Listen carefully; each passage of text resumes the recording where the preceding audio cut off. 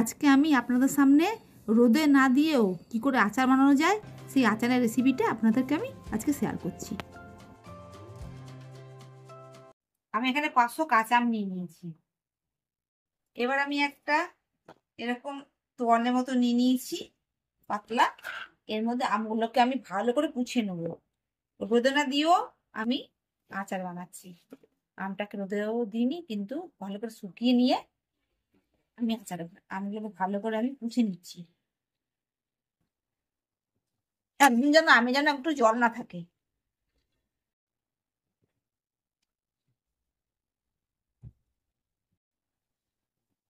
আমগুলো আমি ভালো করে কুচিয়ে নিলাম। এই আমগুলোকে পোছা হয়ে গেল। এই পোছা আমগুলোকে থালার মধ্যে ভালো করে একটু সাজিয়ে নিয়ে আর ফ্যানের হাওয়াতে কিছুক্ষণ রেখে দেবো। তাহলে যে এক্সট্রা যে জল থাকে আমের মধ্যে, সেই জলটা শুকিয়ে যাবে। এরকম আমগুলোকে সব একটা একটা করে আমি নিয়ে নিচ্ছি, শুকিয়ে নেবো একটু ফ্যানের হাওয়াতে। এইভাবে আমি থালা সাজিয়ে রেখেছি। এবার এটাকে ফ্যানের হাওয়াতে কিছুক্ষণ আমি শুকিয়ে নেবো। ফ্যানের হাতে শুকাতে দিই। এবার এই আচারটা করার জন্য একটা আমাকে মশলা তৈরি করতে হবে। সেই জন্য আমি মশলা তৈরি করার জন্য কড়াইটা বসিয়ে দিয়েছি। আমার কড়াইটা গরম হয়ে গেছে। এবার এর মধ্যে আমি শুকনো লঙ্কা দিয়ে দিলাম। 4-5টা শুকনো লঙ্কা দিয়ে দিলাম। এই শুকনো লঙ্কাগুলো একটুখানি ভালো করে ভেজে নিই।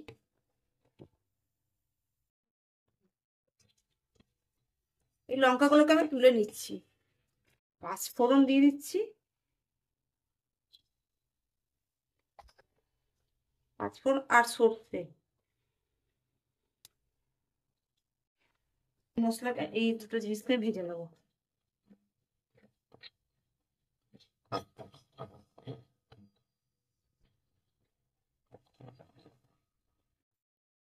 মশলাটা ভাজা হয়ে গেছে, একটা সুন্দর গন্ধ ছেড়ে গেছে। এবার আমি এটাকে নামিয়ে নেবো। আমগুলো আমি ফ্যানের তলে রেখেছিলাম, 10-15 মিনিট মতো রেখেছিলাম। এই আমগুলোকে একটা বাটির মধ্যে নিয়ে নিচ্ছি, বড় বাটির মধ্যে। আমগুলো বাটিতে নিয়ে নিলাম। এবার আমি এর মধ্যে নুন আর হলুদ মাখিয়ে নেবো। হলুদ দিয়ে দিলাম।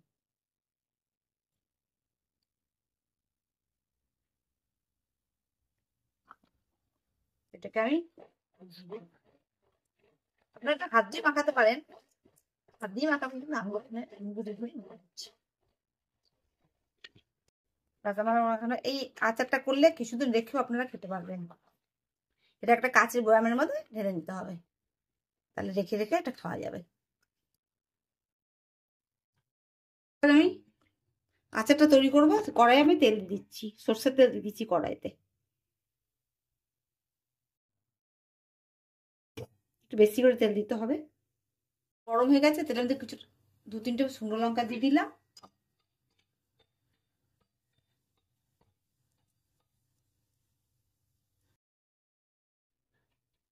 এর মধ্যে আমি 5 ফোড়ন দিয়ে দিচ্ছি।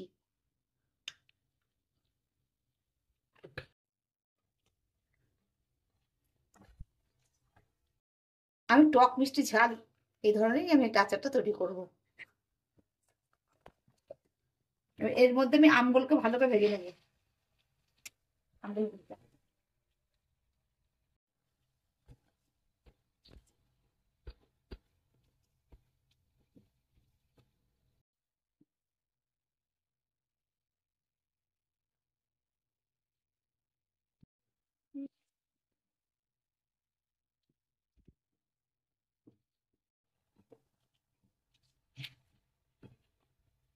দেখুন আমের কালারটা একটু অন্যরকম হয়ে গেছে, সবুজটা আর নেই।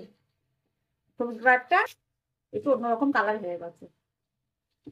এই অবস্থাতে আমি এখানে গুড় দিতে গেছি।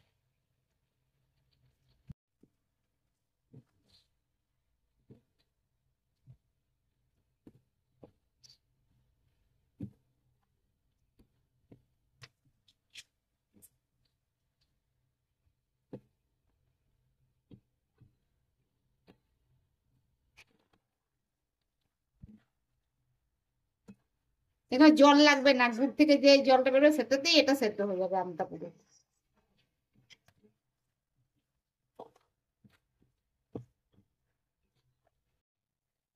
এবার আমটা একটু সেদ্ধ হয়ে যাক, তারপরে আমি ভাজা মশলা যে করে রেখেছি ওটা ওপর দিয়ে দিয়ে দিলেই আমার আচার হয়ে গেল। একটু ঢেকে দিচ্ছি সেদ্ধ হওয়ার জন্য। এবার ঢাকনাটা আমি খুলছি।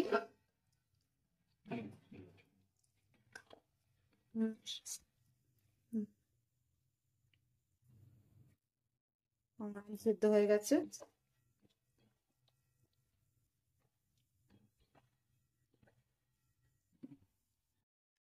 যে ভাজা মশলা করে রেখেছিলাম ওটা আমি উপর দিয়ে ছড়িয়ে দেবো।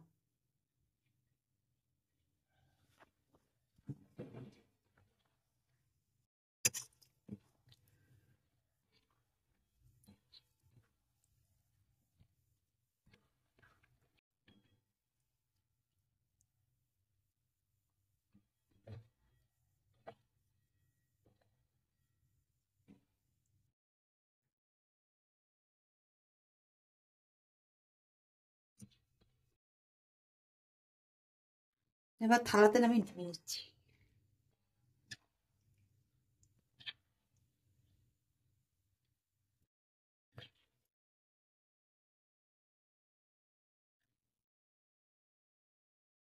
দেখলেন তো বন্ধুরা কিভাবে বানালাম, আপনারাও এভাবে বানাবেন। এবার এটা এই আচারটা একটু ঠান্ডা হয়ে গেলে আমি একটা কাঁচের বয়ামের মধ্যে ঢেলে রেখে দেবো। তাহলে এই ভিডিওটা যদি ভালো লেগে থাকে আপনাদের, অতি অবশ্যই আমাকে লাইক করবেন এবং বন্ধু বান্ধবের সঙ্গে শেয়ার করে দেবেন। আর তাহলে আজকের মতো বিদায় নিচ্ছি। অন্য কোনো দিন অন্য কোনো রেসিপি নিয়ে আপনার কাছে হাজির হবো। আপনারা ভালো থাকবেন, সুস্থ থাকবেন। নমস্কার।